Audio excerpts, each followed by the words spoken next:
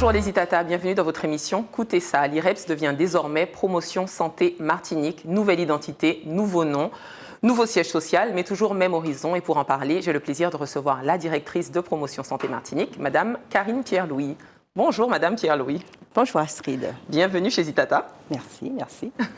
Alors, faut plus que je dise l'IREPS. Maintenant, c'est Promotion Santé Martinique. Ça va être difficile, hein. En bouche, on a l'IREPS depuis très longtemps. Tout à fait. Donc, est-ce que vous pouvez présenter Promotion Santé Martinique? Alors, Promotion Santé Martinique, ex-IREPS, donc Instance régionale d'éducation et de promotion de la santé. Nous sommes une structure d'expertise en santé publique qui dépend d'un réseau national, l'AFNES, et qui s'appelle désormais Fédération Promotion Santé. Eux aussi, ils changent de nom. Ah, oui, ils ont changé de nom. Nous avons tous changé de nom au 1er janvier 2024. Alors, pourquoi ce changement? Pourquoi cette envie de renouveau? Que se passe-t-il? Écoutez, ça fait 2 ans qu'on en parlait au niveau de notre fédération. Donc, les membres ont voulu changer et surtout montrer la place que la promotion de santé avait dans notre identité. Et c'était important, justement, que ça ressorte dans le nom. Alors, instance, quand on s'appelait IREPS, excusez-moi, c'était Instance régionale d'éducation et de promotion de la santé. Il fallait toujours expliquer, alors que Promotion Santé Martinique, c'est facile. C'est plus simple et puis ça parle, le nom parle tout seul. Mais cela dit, c'est quoi la promotion de la santé? Quand on parle de promotion santé, il s'agit de quoi? C'est pas des prix? Non, alors pas du tout. On ne fait pas des prix sur la santé, ce n'est pas possible. Alors c'est un concept qui existe depuis 1986. Il y a la Charte d'Ottawa, justement, qui parle pour la première fois de la promotion de la santé. Et c'est un ensemble de processus qui permettent aux populations de pouvoir agir sur leur santé. Alors la Charte d'Ottawa, qu'est-ce que c'est?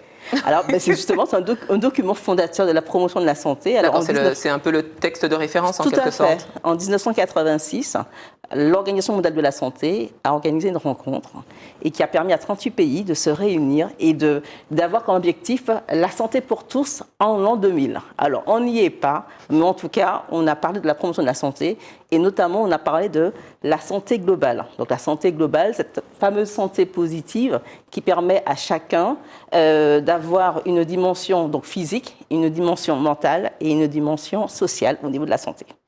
C'est un tout. Très bien. Au niveau de la Martinique, on en est où au niveau de la santé globale des Martiniquais? Cette question, écoutez, je pense on est plutôt en bonne santé, contrairement à ce que l'on pourrait penser. Mais il y a énormément de choses à améliorer, mais ça on le sait, notamment au niveau de l'offre de soins et de l'accès aux soins. D'accord. Et du coup, Promotion Santé va aussi dans ce sens, dans l'accompagnement des personnes qui ont besoin justement d'accéder plus facilement aux soins ou de soins à domicile. Est-ce que vous accompagnez tout ça? Est-ce que c'est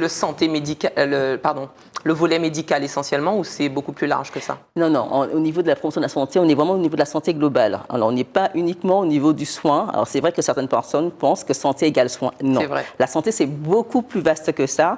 C'est être bien là où on est avec les gens qui nous entourent. C'est ça. C'est la qualité de vie, c'est le bien-être. Et du coup, nous, on intervient plutôt au niveau on est en seconde ligne. On intervient auprès des acteurs qui, eux, sont en lien direct avec la population.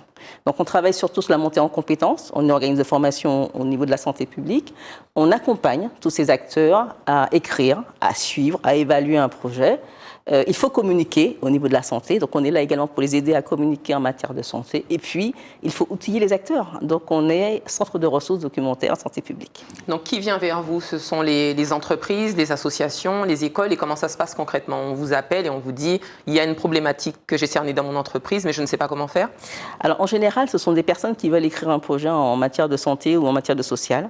Donc, ils nous contactent lorsqu'il y a des appels à projets, puisqu'il y a des appels à projets en matière de santé qui sont souvent lancés par l'Agence régionale de santé, mais pas que, également par la CTM. Donc, ils viennent chez nous, on les accompagne justement à répondre à cet appel à projet. C'est l'écriture d'objectifs, c'est l'identification d'indicateurs, de façon à voir si le projet correspond aux besoins, identifiés. Donc, finalement, le besoin de santé est partout, dans l'agriculture, dans l'emploi, à l'école. Comment vous coordonnez tout ça? C'est vaste. Alors, le besoin de santé, il est vraiment partout, vous avez raison, tout simplement parce que ce sont nos conditions de vie qui impactent le plus notre santé. Et par conditions de vie, vous avez parlé, justement, c'est le milieu du travail, c'est l'éducation, c'est le soin également, mais c'est le fait d'avoir un logement décent, d'avoir accès à l'eau courante. On a eu un problème d'eau chez nous il n'y a pas très longtemps. L'électricité, c'est tout ça. Et c'est également l'éducation, c'est super important. Donc tout ça, ce sont ces éléments qui nous permettent d'être en bonne santé. Donc il faut chercher un équilibre. Donc, promotion santé, vous faites toujours, vous gardez toujours les mêmes missions. Alors, quand je parle de missions, je parle de tout ce qui, à l'époque, il y avait Jaffa, jardins familiaux, il y avait tout ce qui concernait le tabac. Est-ce que c'est toujours ces mêmes missions-là et plus encore? Alors, nous avons exactement les mêmes missions. Nous formons, nous accompagnons, nous outillons et nous intervenons sur les thématiques spécifiques. Vous avez cité le programme de santé Jaffa, mais également nous avons notamment des programmes sur l'éducation nutritionnelle, donc l'alimentation, enfin la nutrition. On a les écoles Caramboles. Les écoles Caramboles, c'est-à-dire? Alors, les écoles Caramboles, c'est un programme d'éducation nutritionnelle sur le territoire de la CACEM et qui se fait dans les établissements scolaires et qui permet justement d'apprendre aux enfants à mieux manger, à mieux boire, à faire attention à ce qu'on mange, à pratiquer une activité physique régulière pour être en bonne santé. Et du coup, comment c'est répertorié au niveau des parents? Parce que même si on forme les enfants, est-ce que ce sont de vrais ambassadeurs et qu'il y a un vrai suivi ou il y a un suivi de votre part? Ou est-ce que vous leur faites confiance ou bien vous formez aussi les parents? Comment on s'assure de la continuité du bon message? Vous avez bien cerné le problème. En fait, c'est un programme. Alors, la cible, au niveau des résultats, ce sont les enfants. Mais en fait, nous travaillons avec les parents et tous les professionnels qui gravitent autour des enfants dans l'établissement scolaire. Nous ne sommes pas seuls à œuvrer. Nous, on est surtout sous la coordination de ce programme. Nous avons d'autres acteurs qui interviennent, surtout sur l'eau, sur tout ce qui est au niveau de l'hygiène bucco-dentaire, avec un programme MT Dents, parce que pour bien manger, il faut avoir de belles dents. N'est-ce pas? Donc on commence avoir des dents surtout aussi. Et en avoir, c'est bien. Brosser les dents. Exactement. Donc on travaille sur l'ensemble de la santé pour que ces enfants aient une alimentation équilibrée. Donc ça concerne aussi les personnes âgées. Vous intervenez aussi près des personnes Alors, des seniors? Pas dans ce programme-là. Le programme, il est fait pour les enfants. Donc on travaille autour des personnes qui gravitent autour de ces enfants, donc les familles et les professionnels, donc les enseignants, mais également toutes les personnes qui sont au niveau de la cantine.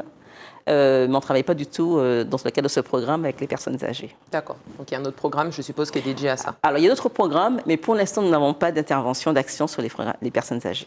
Du coup, le logo change aussi chez vous? Ah oui. D'accord. Ils respectent toujours, j'ai vu la charte Ottawa, donc c'est très réglementé tout ça? Oui, en fait, notre fédération a demandé l'autorisation à l'OMS, l'Organisation mondiale de la santé, d'utiliser justement son visuel pour notre logo. C'est accepté. Il faut savoir qu'on est le premier réseau français spécialiste en promotion de la santé. On le voit à l'écran, d'accord. Voilà, donc c'est cette fameuse rosace qui permet donc d'identifier les fameuses stratégies d'intervention dans le domaine de la promotion de la santé. Très bien. Il y en a 5. Voilà. Vous les connaissez les 5, bien sûr. On ne va pas les nommer. Hein? On ne va pas les nommer. Mais il y en a 5. Vous voulez que je les nomme? Non, mais non, je vous embête. Vous avez des activités qui étaient déjà en cours avec l'IREPS? Oui, qui continuent. Tout à fait. Il n'y a pas de rupture? Il n'y a aucune rupture. Nous avons juste, au 1er janvier 2024, changé de nom, changé de siège social. Donc on a profité, on a tout fait en même temps et on a changé de logo. Et il faut savoir que c'est également un moyen pour nous de parler de ce concept de la promotion de la santé qui est très vieillissant, qui est très également théorique. Donc nous sommes là également pour permettre à tout le monde, à tout un chacun, de s'approprier ce concept. C'est comment justement cette appropriation du concept? Je sais que à l'époque vous avez beaucoup de support pour les écoles, pour tous ceux qui souhaitent, mais au niveau des jeunes maintenant qui sont très portés sur leurs écrans, est-ce que vous avez pu adapter l'offre à Oui, nous la avons demande? adapté l'offre. Nous intervenons également par rapport à l'usage des écrans. C'est Oui. vrai que nous avons tous nos téléphones portables. Il n'y a pas que les jeunes qui utilisent beaucoup leur téléphone portable, mais moi jeune également. C'est vrai qu'on œuvre parce que l'utilisation exagérée des écrans n'est pas bonne, surtout pour la santé des enfants. Donc souvent, on commence trop tôt. Donc, on travaille justement pour permettre aux personnes de limiter l'usage des écrans. Mais on en a besoin. Et comment c'est accueilli? Est-ce que c'est des choses qui peuvent se mesurer? Est-ce que c'est concret? Est-ce que c'est... Alors, on n'a pas encore mesuré, mais comment c'est accueilli? En général, c'est très bien accueilli. Il y a un besoin finalement. Oui. On est conscient qu'on reste trop longtemps sur les écrans. On en est conscient, mais on a du mal à s'en détacher. Parce qu'il paraît que c'est aussi une addiction. Au-delà des autres addictions qui existent, c'est devenu une addiction. Non, c'est une véritable addiction. Voilà, c'est vrai. Donc, il faudra bientôt mettre en place de la désintox digitale. On va essayer. Un projet, je vous le lance comme ça. Ce ne sera pas facile. Hein. Au niveau de tout ce qui est mise à jour des problématiques, est-ce que vous faites des recherches actives sur le terrain pour savoir ce qui est en cours par rapport à toutes les problématiques qu'on connaît, l'obésité, le diabète, etc. Est-ce qu'il y a des nouveaux besoins? Est-ce que vous décelez de nouveaux besoins par rapport aux recherches que vous faites? Alors, nous, il faut savoir que depuis l'année dernière, on est financé par l'Agence régionale de santé pour mettre en place des diagnostics territoriaux de santé. Donc, c'est une identification de besoins en matière de santé. Alors, on identifie ces besoins au niveau de la population, mais également au niveau des professionnels qui interviennent sur la commune, le territoire, mais également des élus. Donc, ça permet justement de connaître sur un territoire les besoins en matière de santé et de pouvoir, in fine, trouver des solutions avec l'ensemble de ces acteurs. Parce qu'on est vraiment dans des approches, démarches concertées dans ce cadre-là. Il ne faut pas faire seul. La santé, c'est vrai qu'on a sa propre santé, mais la santé, c'est l'affaire de tous. Donc ça veut dire que ça ne dépend pas que de nous, ça ne dépend finalement. Pas que de... Et non, parce que ça dépend de nos conditions de vie. Et les conditions de vie dépendent des politiques. Et de notre environnement, pays, finalement. Exactement. De la politique de santé qui est mise en place. Mais pas que de la politique de santé. Parce qu'en fait, être bien, c'est avoir un logement décent, on n'a pas d'amiante, on a un toit qui ne coule pas, c'est avoir un emploi. C'est tout ça, en fait, qui contribue à notre santé. En fait, on a besoin des médecins, on a besoin de l'hôpital uniquement quand on est malade. Tout à fait. Mais la prévention est essentielle. Et la prévention, c'est un axe de la promotion de la santé. Et ça passe par l'éducation des personnes, des populations, ce qu'on appelle l'éducation pour la santé. Est-ce que vous allez aussi au contact des populations qui sont vraiment défavorisées ou même dans des sites ou des instituts sociaux? Alors, nous n'y allons pas. Néanmoins, nous formons les acteurs qui vont vers ces populations. D'accord, donc ils vont servir de relais finalement. Tout à fait. Très bien. OK. Donc, vous êtes situé où maintenant, dorénavant Alors, nous étions à Acajou. Désormais, nous n'avons pas quitté la commune du Lamentin. Nous sommes désormais à la zone industrielle La Lézarde. Très bien. Le site internet change également? Alors, il est en train de changer, mais pour l'instant, le site actuel avec IREPS fonctionne toujours. Mais il est en train de changer, tout à fait. Donc, on a toujours possibilité de venir sur place et consulter la documentation, les catalogues, tout ce qui est mis au service de la population. Tout à fait. Nous n'avons pas changé notre offre. Nous sommes toujours là pour la population et pour les acteurs. Donc, n'hésitez pas à nous contacter, à nous appeler ou à venir, à vous déplacer, à venir nous voir. Et nous allons vous accueillir comme nous savons bien le faire. Comme toujours. Et est-ce que vous pouvez laisser un numéro de téléphone pour vous contacter éventuellement pour ceux qui en ont besoin? Oui, tout à fait. Le numéro de téléphone n'a pas changé. C'est le 0596 63 82 62. Très bien. Voilà. Merci pour cet échange, Madame Pierre-Louis. Je vous en prie, Astrid. Merci aux Itata de nous avoir suivis. J'espère que cet échange vous a plu. Et quant à nous, on se dit à très bientôt pour un autre Écoutez ça.